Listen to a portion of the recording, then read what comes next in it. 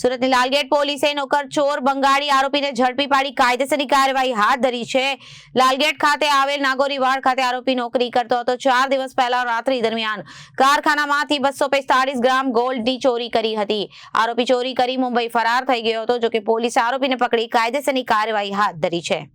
સુરત લાલગેટ પોલીસે નોકર ચોર બંગાળી આરોપીને ઝડપી પાડ્યો। લાલગેટ ખાતે આવેલ નાગોરીવાડ ખાતે આરોપી નોકરી કરતો હતો। 4 દિવસ પહેલા રાત્રિ દરમિયાન કારખાનામાંથી 245 ગ્રામ ગોલ્ડની ચોરી કરી હતી। આરોપી ચોરી કરી મુંબઈ ફરાર થઈ ગયો હતો। 4 દિવસ પહેલા રાત્રિ દરમિયાન કારખાનામાંથી આ ચોરી કરવાનો આરોપ લાગ્યો હતો। આરોપી ચોરી કરી મુંબઈ ફરાર થઈ ગયો હતો ત્યારે પોલીસની બાતમીના આધારે મુંબઈથી આરોપીને મુદ્દામાલ સાથે ઝડપી પાડ્યો।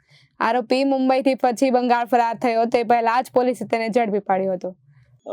ગઈકાલે રાત્રે જહાંગીરપુરા પોલીસ સ્ટેશનમાં એક બળાત્કાર સંબંધી રજૂઆત મળેલ, જે અનુસંધાને ગુનો દાખલ કરવામાં આવેલો છે।